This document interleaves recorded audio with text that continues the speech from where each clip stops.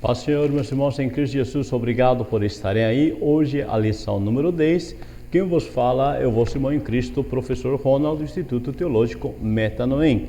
E se você, meu amado irmão, não se inscreveu ainda, ou irmã não se inscreveu no seu canal, se inscreva, assim você recebe a notificação das aulas assim que for publicado, ok? Hoje a lição número 10, o culto racional. Nosso texto áureo está em Romanos 12, versículo 1, onde nos diz: rogo-vos, pois, irmãos, pela compaixão de Deus, que apresenteis o vosso corpo em sacrifício vivo, santo e agradável a Deus, que é o vosso culto racional, ok? Então vamos à nossa verdade aplicada, onde nos diz tanto o intelecto como as nossas emoções devem estar envolvidos no culto oferecido a Deus de acordo com a sua palavra. Temos três objetivos: explicar o que é adoração, descrever os elementos do culto racional e explicar os aspectos de uma pregação relevante. Nosso texto de referência está em Efésios 5, versículos 15 e 18 ao 21. Leia em casa que eu já vou para a introdução. Os elementos do culto devem sempre centralizar a Deus como objeto de nosso culto racional e trazer mudanças ao cristão através de uma pregação relevante e transformadora. Então hoje, quando nós falaremos do culto racional, nós estaremos falando em todos os aspectos, tanto na parte de adoração, louvor, oração, quanto pregação, ok? Então, primeira parte, adoração, depois louvor e dízimos e ofertas. A adoração deve ser a Deus, aliás, deve ser adorado pelo que Ele é, por sua grandeza e seus atributos. Então, antes de tudo, é importante nós entendermos que a nossa adoração, antes de todas as questões, Ele deve ser adorado pelo que Ele é, ok? A sua pessoa, por toda a sua grandeza, por todos os seus atributos. Aí é importante então conhecer quem é Deus, qual é a sua característica como pessoa, para que nós possamos adorá-lo. Adorar a Deus, é inclinar-se diante de sua grandeza e bendizer o seu nome, é reconhecer sua natureza, atributos, caminhos e reivindicações. Adorar, então, é um ato de amar de modo intenso. Então, a primeira questão é nós entender a natureza de Deus. Quem é Deus? Seus atributos, ou seja, quais são as qualidades que Deus tem, para que eu possa adorar de fato? Quais os caminhos que Ele nos propõe? E as reivindicações, que Deus exige dentro dessas questões como pessoa. O salmista, no Salmo 103, versículo 1, ele disse: bendice a minha alma ao Senhor e tudo o que há em mim, bendiga o seu santo nome. Veja, o salmista convidando o seu próprio ser, a sua própria natureza toda. Ele diz assim: bendice a minha alma, ou seja, minha vida, não é, por favor, não é só alma em questão de separação espírito, alma e corpo, mas o meu ser, a minha vida. E então na segunda parte desse salmo, como um salmo sinonímico, ele disse: tudo que há em mim, bendiga o seu santo nome. Então o salmista nos deixa claro aqui que a nossa vida deve louvar ao Senhor. A nossa vida deve ser uma forma de adoração a Deus. Sendo assim, adorar não vai se referir somente ao horário de culto, mas no dia a dia. O texto de João 4:24 diz que Deus é Espírito e importa que os que o adorem em espírito e em verdade. Se você lembra desse contexto, é quando a mulher samaritana chega-se para Jesus e pergunta, e disse, aliás, para ele: Senhor, Nós adoramos aqui neste monte, se referindo ao Monte Gerizim, e diz: e vós os judeus dizem que é em Jerusalém. Onde é que vamos adorar? Essa seria a pergunta dessa mulher. Gerizim ou Jerusalém? Onde está Deus para ser adorado? É aí que Jesus ele conceitua a natureza de Deus. Veja, ele então vai contra um falso conceito que as pessoas tinham criado a respeito de Deus, como se Deus estivesse somente em um local, seja em Jerusalém, seja em Gerizim. Então, Jesus explica a natureza de Deus, dizendo: Deus é Espírito, ou seja, Ele está em todos os lugares. E as pessoas devem adorar a Deus conforme esta verdade. Então, Deus é Espírito, está em todos os lugares, e esta é a verdade.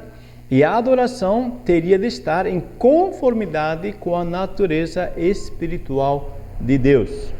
Então, quando diz o texto, Deus é Espírito, ele nos está mostrando a natureza em relação à questão da mulher, que está dizendo se vai adorar Deus em Gerizim ou Jerusalém, onde ele está. E Deus está dizendo, Jesus está dizendo, Deus é Espírito, Ele está em todos os lugares, então adorem Ele conforme esta verdade. Então adorar a Deus em Espírito e em verdade é adorar a Deus segundo a sua verdade da palavra, segundo a sua natureza, que Deus está em todos os lugares. Amém?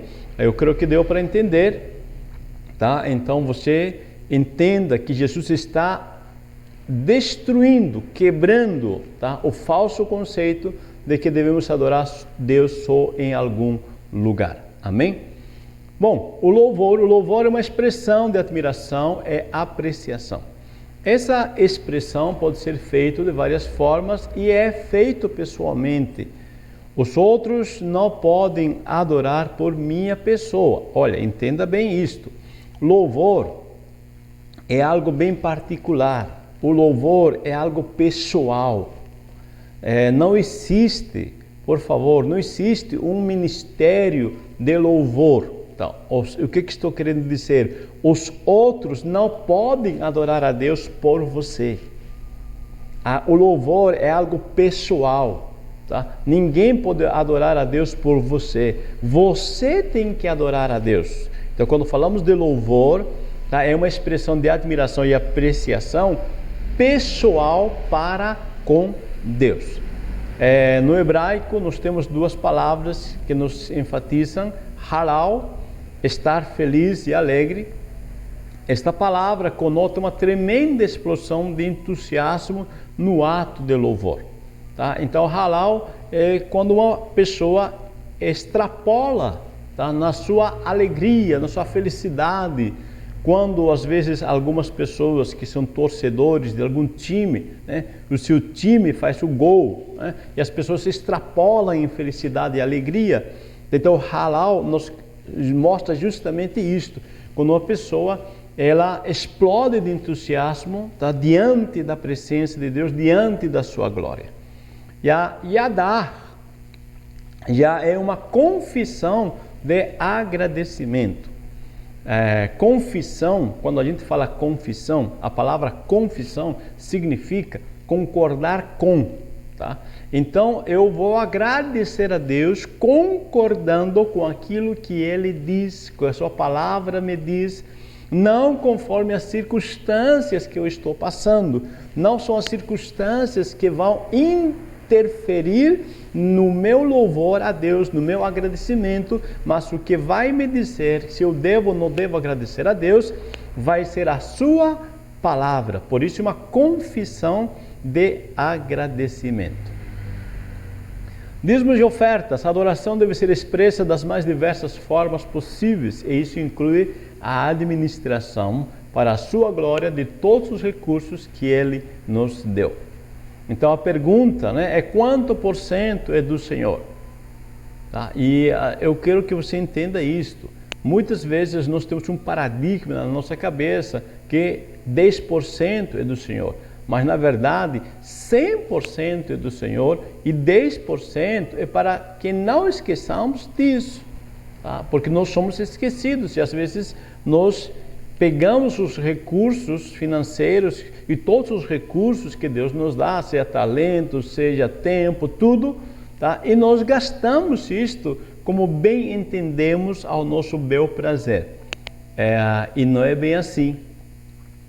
Veja, o objetivo de nós sermos dizimistas e ofertantes, tá? É trabalhar em nosso caráter, é nos livrar da avareza e criar o hábito de ter prioridades corretas.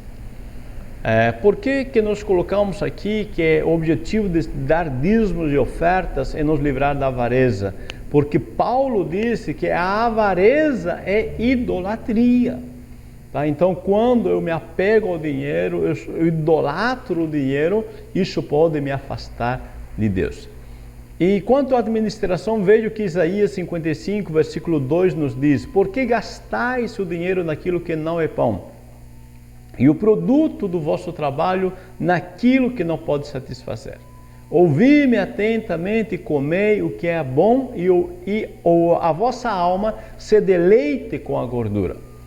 Então aqui quando o Senhor questiona, né, por que gastais o dinheiro naquilo que não é pão, o Senhor está dizendo justamente: veja como você está gastando o dinheiro que eu confiei nas tuas mãos, os recursos que eu confiei. Pão, nesse sentido aqui, é aquilo que é essencial. Você está gastando o teu dinheiro naquilo que é essencial ou está gastando naquilo que não pode satisfazer? Quando diz assim, não pode satisfazer, está dizendo que não vai te render lucros a longo prazo. O que Jesus está nos dizendo: aprenda a investir o seu dinheiro, aprenda a administrar o seu dinheiro. Atendei-me, disse, ouvi atentamente, porque se você aprender a ter prioridades, disse, a vossa alma vai se deleitar com a gordura. Ou seja, nesse contexto, gordura é uma figura de abundância. Se você aprende a administrar, olha o que Deus está dizendo: se você aprender a administrar teu dinheiro, você vai comer o que é bom e você ainda vai prosperar.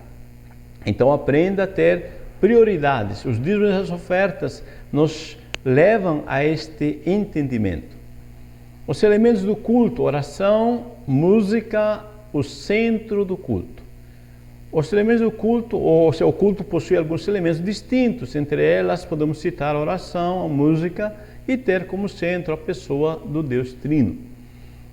A oração: por isso disse que os destruiria, não houvesse Moisés, seu escolhido, ficado perante ele na brecha para desviar a sua indignação a fim de não os destruir.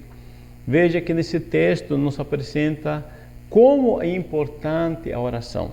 Se Moisés não tivesse intercedido a favor do povo que saiu do Egito, Deus os teria totalmente destruído. Tá? Mas, pela intercessão de Moisés, Deus preservou a geração de 20 anos para baixo e esta nova geração entrou na terra prometida. Então, isto nos faz pensar que devemos ensinar a igreja sobre a oração. Qual a importância da oração, tá? A oração particular e também a questão de ter uma vida de oração. Afinal de contas, Paulo nos disse que devemos orar sem cessar. Quando eu entendo a importância da oração, aí eu procuro orar a Deus com eficácia. Veja, Martinho Lutero disse que nós não podemos viver, assim como um peixe não pode viver fora d'água, nós também não podemos viver sem oração. Então nós temos que dar importância. Quando eu dou importância a algo, isso é prioridade na minha vida. E ter uma oração, uma vida de oração, aliás, tá? Particular, e ter uma vida contínua, uma comunhão contínua com Deus mediante a oração. A música. A música tem poder de influenciar a nossa vida e devemos ter cuidado em escolher o tipo e letra de música. Tá? Veja, então uma vez que eu entendo que a música influencia a minha vida, eu vou saber escolher. Tá? O que tipo de música eu quero? Eu quero uma música que me anime, me dê vida, ou quero uma música que me abata, uma música, uma letra que me desanime? Porque tem letras, às vezes, de ditos hinos, né, que são pura lamentação, que deixam a pessoa lá embaixo. Tá? E tem hinos que nos edificam. Então, saiba ouvir, escolher o hino. A música tem seu início no céu. Em Jó 38, 4 e 7, nos diz que as estrelas louvavam o Senhor na criação. E eu estive lendo alguns artigos interessantes, que a ciência prova que as estrelas de fato emitem sons musicais. Amém? Então a isto se refere Jó no seu texto. Pode ser usado didaticamente também a música para avivar e inspirar comunhão. Tá? Então, quando você tem um culto e direciona todos os louvores para um foco, tá? E isso vai motivar no aprendizado do foco do culto que você está tendo. Por exemplo, se um culto de missões, todos os sinos devem ser direcionados a esta área, porque aí vamos enfatizar a didática do culto, o ensino, a ênfase que está se tendo nesse culto. E também, para avivar a fé, tem hinos que nos motivam a avivar a fé, nos inspiram a ter comunhão. O centro do culto deve ser Deus, deve-se retirar a ênfase sobre anjos e o antropocentrismo exacerbado. Expressa-se ira, vingança e outros sentimentos e desejos egoístas. Olha só. Algumas vezes nós vemos, tá, esse quadro que você está vendo no fundo, tá, é o quadro de Michelangelo. Tá? É justamente esse quadro onde se coloca o antropocentrismo. Tá? É quando se desenha, se pinta um homem que é realmente no mesmo nível de Deus. Tá? Lamentavelmente, o culto tem sido assim, tem se colocado o homem ao nível de Deus, ou o homem como centro do culto. Tá? Esse antropocentrismo, historicamente, tem sido reavivado na história da igreja, tá? Quando as pessoas, o ser humano, ele toma posse dessa glória que pertence a Deus. A pregação relevante, vamos lá, a pregação bíblica, contextualização e cristocêntrica. A pregação, para ser relevante, deve seguir o padrão das Sagradas Escrituras. Tá? Então isso é essencial, isso é base. Tá? Uma pregação, tá, para ter seu valor teologicamente, tá, deve seguir o padrão das Escrituras. Então aqui temos um desafio para o pregador. O que é? Manter-se fiel aos ensinamentos bíblicos. Então, numa pregação, nós temos que seguir a Bíblia. Tá? Então, a pessoa deve estudar para se manter fiel àquilo que a Bíblia nos diz. Depois, explanar o texto dentro do seu contexto. Não fugir, não fazer falar ao texto aquilo que ele não diz. Tá? Então, explanar dentro do contexto é você pegar o texto e ver o que ele está dizendo e aplicar às necessidades dos ouvintes. Então, a mensagem que não move o ouvinte do lugar onde se encontra não terá alcançado o seu objetivo. Então, a mensagem bíblica, tá, deve mover as pessoas, deve edificá-las, tá, de alguma forma, tá, no fim dessa mensagem. Contextualizar. O que é contextualização? Contextualizar é fazer a ligação da mensagem bíblica com a linguagem dos ouvintes, ou seja, é atualizar o entendimento.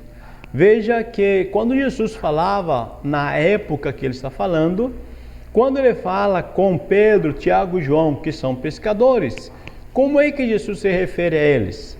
Jesus disse: eu vou fazer de vocês pescadores de homens. Por quê? Porque ele está falando com pescadores.